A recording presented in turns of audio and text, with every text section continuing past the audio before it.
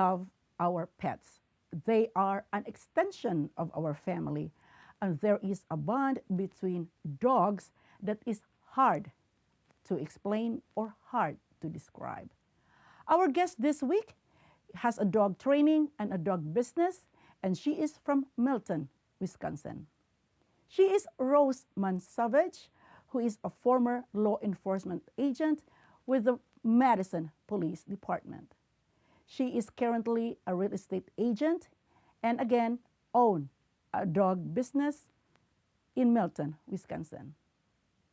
This is Jeanette Jordy at Global Inspiration, where you need to be seen, need to be heard, and be an inspiration to the world.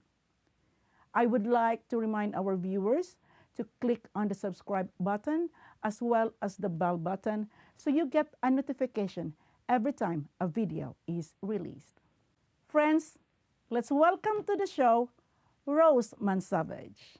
Rose, tell us more about yourself, about your family, education, and pets. Thank you for having me here to be seen and heard. I appreciate that. In terms of about me, as you mentioned, I did grow up in Milton, Wisconsin. I've been in southern Wisconsin most of my life with some trips to California, New York, some short stays. But my education took place at UW-Madison. I actually majored in zoology, so kind of related to my current business. As you mentioned, I was in law enforcement for 13 years. And most recently, when I decided to get out of law enforcement, I became a real estate agent and then most recently started my dog business. For my family, I have 3 children. 2 of them are actually in college. And then one of them is just, finishing up grade school and busy with sports and all that kind of stuff. I do have 3 German Shepherds that I own right now. I do actually breed them as well. So I have 3 females and they're just lots of fun. I just love the breed, very intelligent, very family oriented, just super fun to have around. You have been in the law enforcement field, particularly in Madison Police Department. Can you share with us what are the things that you consider to be successes and challenges? Too numerous to count. I think that, at the end of the day, the biggest success is that every law enforcement officer goes home. And so I think there are a lot of little successes that happen through each shift to ensure that, they're being safe, that they're keeping the community safe, that they're making smart decisions. So I think my biggest success would be that, I made it out of there and intact and, relatively healthy. But it's, I think if I were to look at it from a personal standpoint of what my personal success was, I really did enjoy my time as a canine officer there. I worked with 2 dogs and they were dual purpose dogs, meaning that they searched for drugs, so drug odor, and then they also did patrol functions, which is tracking, area searches, building searches, all that stuff. So that was a big success of mine because I enjoyed doing it. It is good for your business, you being a former law enforcement agent and a canine handler.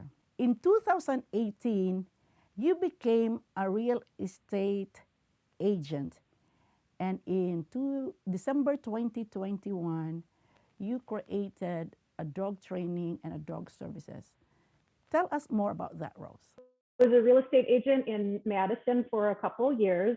And, I just thought it was a lot of fun meeting people. It was very similar to law enforcement in terms of like helping people work through challenges. There's a lot of parallels with, every transaction has its complications or things that you have to overcome in terms of obstacles, but ultimately you're trying to get a good resolution or closing and all that kind of stuff. So it was still a very service-oriented profession, which was something that I appreciated.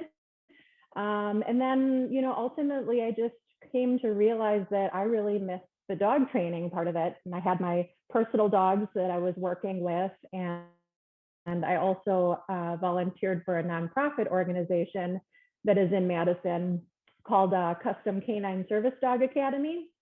And I trained two of their dogs that they had. I trained them to be service animals for US veterans. And then I actually donated two of my own dogs to become service dogs there as well. So that really kind of pulled me back into the dog training world. And I decided, why shouldn't I do this as a business? Like, I enjoy this. So it means that it is your experience that prodded you to start this business. That is good. That is good. You started a dog training and a dog service business. What would the community do, or can you share with the viewers your contact information in case or in the event that they are interested to avail of your services? I'm on Facebook and Instagram, Valkyrie Dog Training. That's also my website, valkyriedogtraining.com.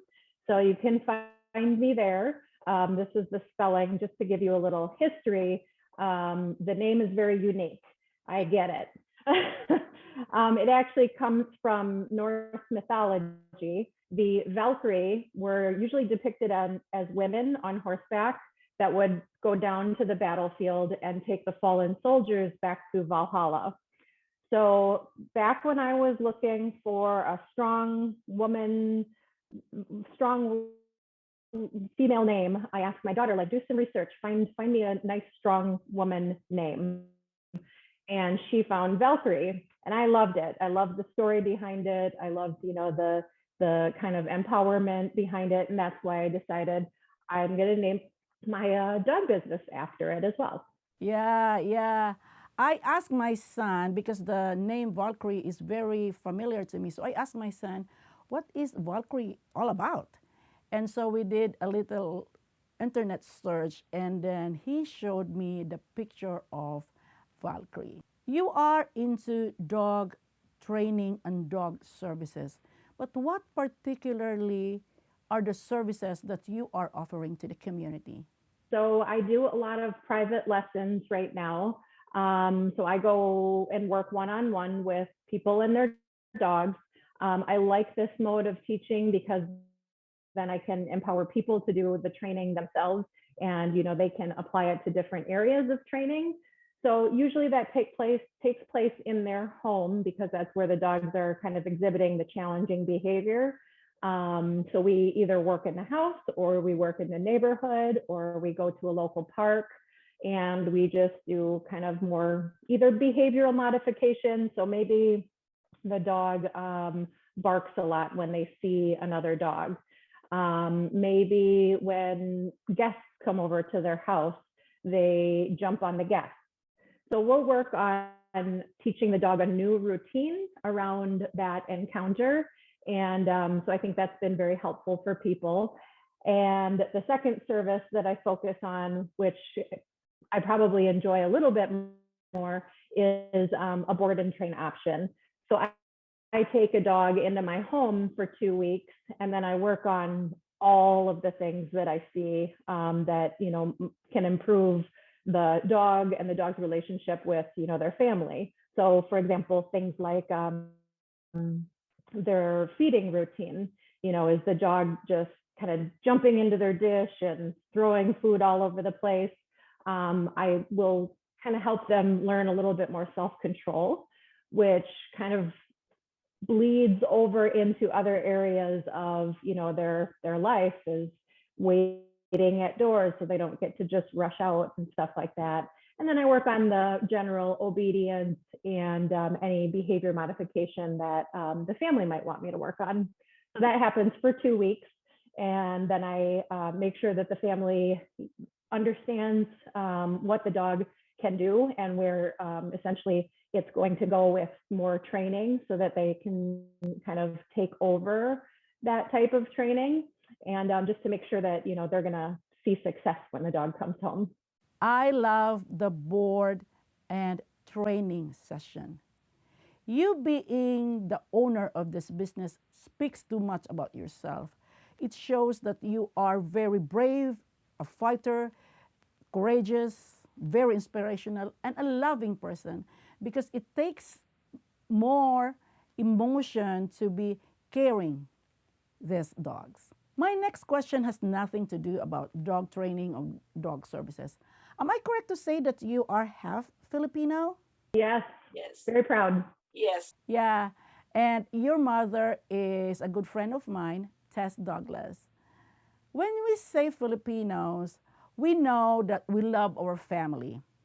We are warm with our friends, we love to have fun, and of course, we love food. Can you share with the viewers what are the three Filipino dishes that you love, Rose?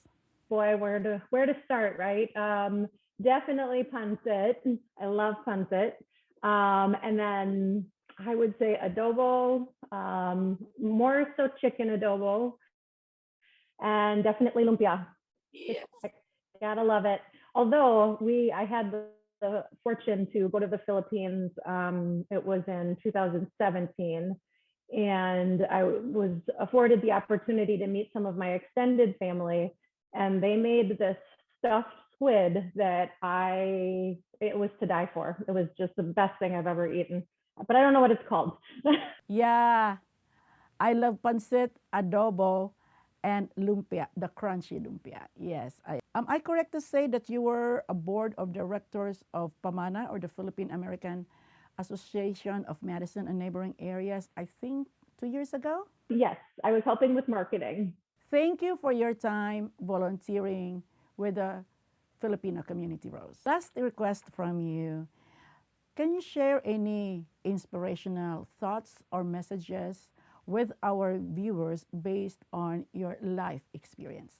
When I get to hear people's answers to this, because I find it so inspirational, I think that what speaks most to me is the saying, choose your hard.